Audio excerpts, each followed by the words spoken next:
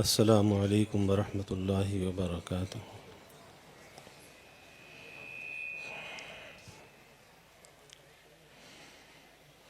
الحمد للہ وکفا وسلام علی عبادہ الذین اصطفى، اما بعد فاعوذ باللہ من الشیطان الرجیم، بسم اللہ الرحمن الرحیم۔ لئن شکرتم لأزیدنکم وَلَئِن كَفَرْتُمْ إِنَّ عَذَابِي لَشَدِيدٌ۔ رب اشرح لي صدري ويسر لي أمري واحلل عقدة من لساني يفقهوا قولي، سبحانك لا علم لنا إلا ما علمتنا إنك أنت العليم الحكيم۔ ان اللہ وملائکتہ یصلون علی النبی یا ایہا الذین آمنوا صلوا علیہ وسلموا تسلیما۔ اللہم صل علی محمد عبدک ورسولک وصل علی المؤمنین والمؤمنات والمسلمین والمسلمات۔ صدق اللہ العظیم وصدق رسوله النبی الکریم، ونحن على ذلك لمن الشاہدین والشاکرین، والحمد للہ رب العالمین۔ اللہ رب العزت کا بے حد کرم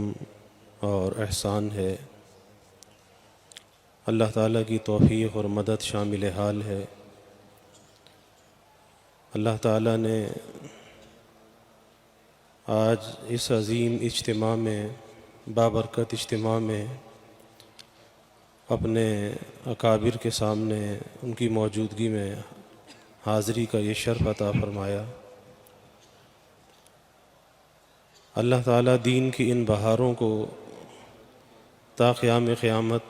آباد فرمائے، قائم و دائم فرمائے۔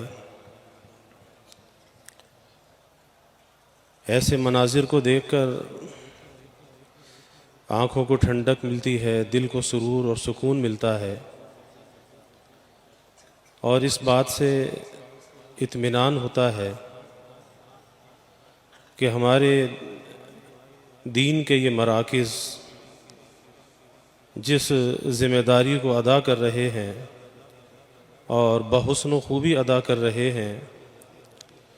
انشاءاللہ تعالی اللہ کا یہ دین پھلتا پھولتا رہے گا، ترقی کرتا رہے گا،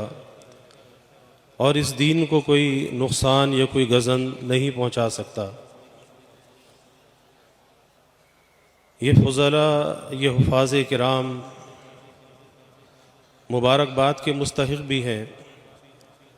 کہ اللہ تعالیٰ نے ان کی زندگیوں میں یہ خوشی کا لمحہ، خوشی کا موقع عطا فرمایا۔ اور جب اللہ تعالیٰ کسی کو خوشی کا موقع عطا فرمائے تو وہ خوشی کا موقع نیاز کا موقع ہوتا ہے، ناز کا موقع نہیں ہوتا، کہ ایسے وقت میں اللہ کے سامنے اس نعمت کے حصول پر اللہ رب العزت کا شکر گزار ہونا چاہیے، اور جو نعمت اللہ تعالیٰ نے عطا فرمائی ہے اس نعمت کی دل سے قدردانی کرنی چاہیے۔ قرآن کی نعمت کا مل جانا، حامل قرآن بن جانا، اور علم کی نسبت کا حاصل ہو جانا، اور نبی کے ورثاء میں شامل ہو جانا، یہ سب من جانب اللہ ہے۔ این سعادت بزور بازو نیست، تانہ بخشت خدائے بخشندہ، اللہ کی توفیق سے ہے اور اللہ کے فضل سے ہے۔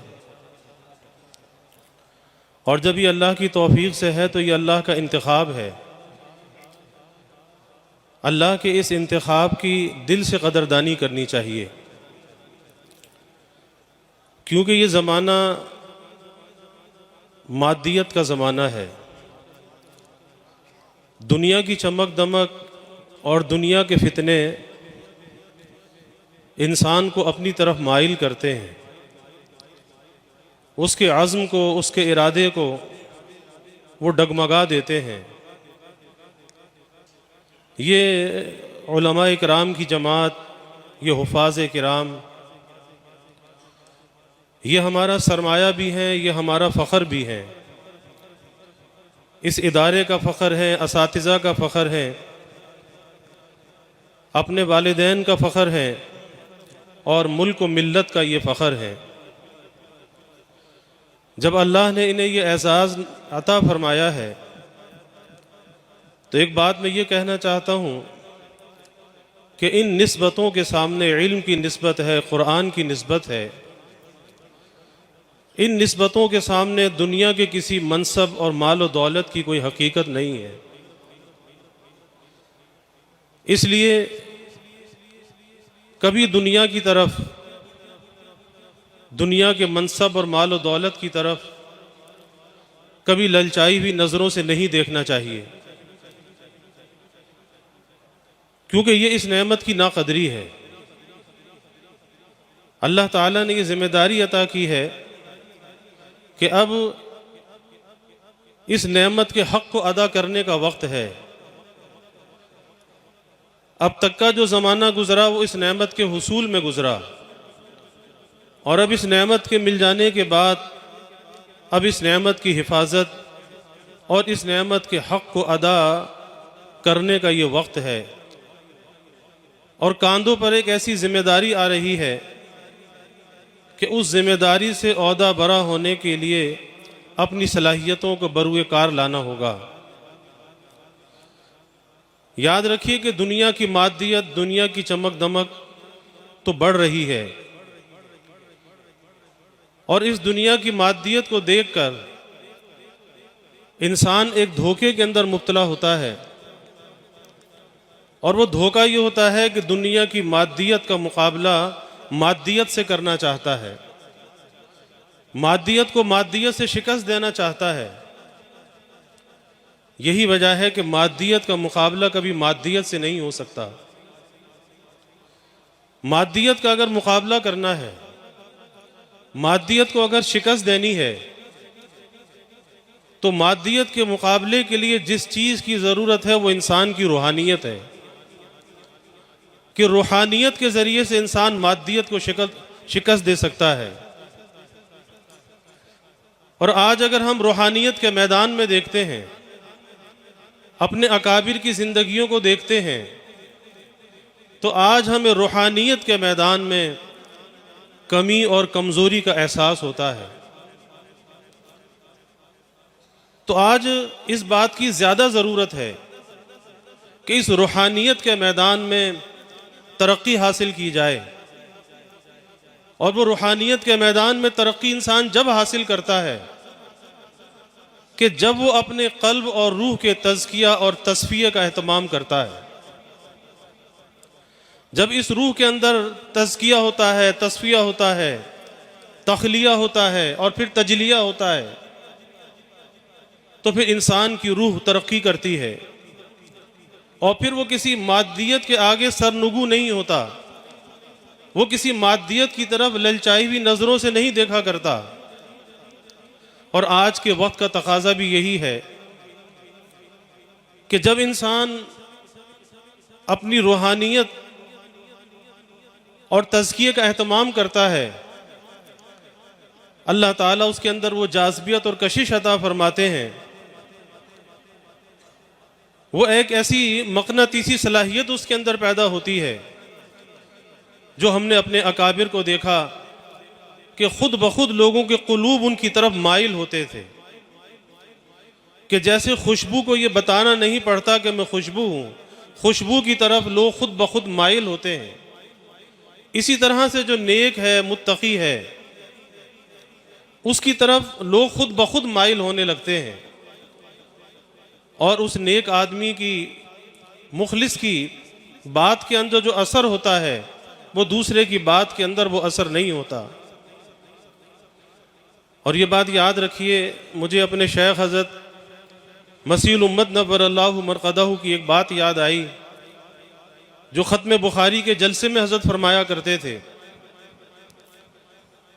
طلباء سے نصیحت کرتے ہوئے حضرت فرمایا کرتے تھے، فرماتے تھے کہ یہ نہ سمجھنا کہ علم کی تکمیل ہو گئی، ایک نصاب کی تکمیل تو ہوئی ہے لیکن علم کی تکمیل نہیں ہوئی، اور انسان ساری زندگی طالب علم رہتا ہے۔ تو حضرت فرمایا کرتے تھے کہ ہمیشہ اپنے کو طالب علم سمجھنا، ہمیشہ اپنے کو دین کا خادم سمجھنا، کبھی اپنے کو مخدوم نہ سمجھنا، بلکہ دین کی خدمت اور خلق خدا کی خدمت کا جذبہ اپنے دل کے اندر رکھنا، اور جو خدمت کرتا ہے اللہ اسی خدمت کرنے والے کو مخدوم بھی بنا دیتا ہے، اور یہ اللہ تعالیٰ کا انتخاب ہوتا ہے۔ تو اس لیے ہمیشہ اپنے کو خادم سمجھنا اور ایک دین کا طالب سمجھنا۔ اور دوسری بات یہ ہے کہ ہمیشہ اس بات کا اہتمام کرنا کہ انسان کے نفس کی اصلاح پہلے ہے، عالم کی اصلاح بعد میں ہے، کہ جب تک انسان اپنی ذات کی اصلاح کا اہتمام نہیں کرتا، اپنی ذات کی درستی کا اہتمام نہیں کرتا، تزکیہ اور تصفیہ کا اہتمام نہیں کرتا، پھر اس کی ذات سے دوسروں کو فائدہ اور نفع بھی نہیں پہنچتا۔ تو نفس کی اصلاح پہلے ہے اور عالم کی اصلاح بعد میں ہے۔ اور ہمارے اکابر نے فرمایا کہ علماء کی جو مثال ہے اس امت میں وہ ایسی ہے جیسے انسان کے جسم میں دل کی مثال ہے، کہ انسان کے جسم میں دل ایک ایسی چیز ہے کہ جسے اس کے جسم کا بادشاہ کہا جاتا ہے، سلطان البدن کہا جاتا ہے۔ اور حدیث میں بھی آتا ہے کہ جب یہ ٹھیک ہوتا ہے تو سارا بدن ٹھیک ہوتا ہے، اور جب یہ بگڑ جاتا ہے تو سارا بدن بگڑ جاتا ہے۔ اس دل کے بننے اور بگڑنے سے انسان کے اعمال بن جاتے ہیں اور بگڑ جاتے ہیں۔ تو اسی طرح سے اس امت میں علماء کی جو مثال ہے وہ دل کی مثال ہے۔ جتنی علماء کے اندر صلاح اور فلاح ہوگی، تزکیہ اور تصفیہ ہوگا، رجوع اللہ ہوگا، اتنا ہی امت کے اندر صلاح اور فلاح منتقل ہوتی چلی جائے گی۔ اب یہ ان فضلاء کی ذمہ داری ہے کہ جو نسبت ان کے ساتھ لگی ہے اس نسبت کی لاج رکھنے کی یہ کوشش کریں۔ حفاظ کرام کے ساتھ قرآن کی نسبت ہے، علماء کے ساتھ علم کی نسبت ہے، نبی کے وارث ہونے کی نسبت ہے۔ اب اس نسبت کی لاج رکھنے کی کوشش کرنی چاہیے، اور اس لاج رکھنے کا سب سے پہلا درجہ یہ ہوتا ہے کہ اگر ہم اس نسبت کی نیک نامی کا ذریعہ نہیں بن سکتے تو کم از کم ہم اس کی بدنامی کا ذریعہ بھی نہ بنے۔ یہ اس کا پہلا درجہ ہے، اور کوشش تو یہ کرنی چاہیے کہ ہم نیک نامی کا ذریعہ بنیں، ہم اس کی رسوائی کا ذریعہ نہ بنیں، ہم اپنے بڑوں کے لیے نیک نامی کا ذریعہ بنیں۔ اس کے لیے کوشش کرنی چاہیے۔ اور دوسری بات یہ ہے کہ فارغ ہونے کے بعد کبھی اپنے کو فارغ نہیں سمجھنا چاہیے۔ آج ہوتا یہ ہے کہ فارغ ہونے کے بعد اپنے کو فارغ سمجھ لیتے ہیں۔ یہی وجہ ہے کہ اپنے اساتذہ سے رابطہ ٹوٹ جاتا ہے، اپنے بزرگوں سے رابطہ ٹوٹ جاتا ہے، جبکہ فارغ ہونے کے بعد اب اس بات کی زیادہ ضرورت ہے کہ اسے اپنے بڑوں سے، اپنے اکابر سے زیادہ تعلق کو قائم کرنا چاہیے۔ قطب الدین بختیار کاکی رحمۃ اللہ علیہ ہمارے سلسلے کے مشائخ میں سے ہیں، اور خلیفہ ہیں خواجہ معین الدین چشتی اجمیری رحمۃ اللہ علیہ کے۔ جب انہیں خلافت ملی اور اجازت ملی تو خلافت اور اجازت ملنے کے بعد 20 برس اپنے شیخ کی خدمت میں اور رہے، اور کہا کہ حضرت اب وہ باریک باریک خرابیاں، وہ باریک باریک عیوب اب نظر آتے ہیں جو پہلے نظر نہیں آتے تھے، وہ اب نظر آنے لگے ہیں۔ تو 20 برس اور اپنے شیخ کی خدمت میں رہے، اور آج کیفیت یہ ہے کہ آج کا فارغ ہونے والا پہلے دن یہ سمجھتا ہے کہ مجھے شیخ الحدیث بنا دیا جائے۔ جیسے حکیم الامت حضرت تھانوی رحمۃ اللہ علیہ فرماتے تھے کہ بھائی ابھی طالب تو بنے نہیں ہو لیکن مطلوب بننا چاہتے ہو، ابھی اصلاح تو تمہاری ہوئی نہیں ہے لیکن تم مصلح بننا چاہتے ہو، تو پہلے اپنی اصلاح کا، اپنی درستی کا اہتمام کرنا۔ میں یہ عرض کر رہا تھا کہ کبھی اپنے بڑوں سے اپنے کو مستغنی نہیں سمجھنا چاہیے، اور مجدد تھانوی رحمۃ اللہ علیہ فرماتے تھے کہ جس دن اگر کوئی چھوٹا اپنے کو اپنے بڑے سے مستغنی سمجھنے لگے اور یہ سمجھنے لگے کہ مجھے اب اپنے بڑے کی ضرورت نہیں ہے، فرمایا کہ وہی دن اس کی تنزلی کا دن ہے، کہ اس نے اپنے بڑوں سے اپنے کو کیسے مستغنی سمجھ لیا۔ اور ہمارے اکابر کی تاریخ یہ بتاتی ہے کہ بڑوں کی بات تو بہت اونچی ہے، وہ تو اپنے چھوٹوں کے ساتھ ایسے رہتے تھے، چھوٹوں کے بھی چھوٹے بن کر رہتے تھے، اس طرح سے گھلے ملے رہتے تھے، اتنی عاجزی اور تواضع کے ساتھ رہتے تھے، اتنا اپنے کو مٹا کر رہتے تھے۔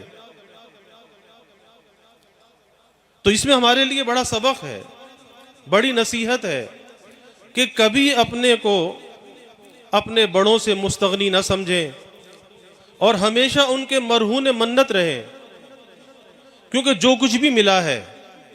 وہ انہی واسطے اور وسیلوں سے ملا ہے، اور شریعت ہمیں اس بات کی تلقین کرتی ہے، تعلیم کرتی ہے کہ وسائط کی بھی قدر ہونی چاہیے۔ جس وسیلے سے انسان کو جو چیز حاصل ہوئی ہے اس وسیلے کی دل کے اندر قدردانی ہونی چاہیے۔ اور پھر اس کے ساتھ ساتھ میں آخری بات عرض کرتا ہوں کہ اپنی ذات کے لیے جہاں اپنے بڑوں سے مستغنی نہ ہونا ہے،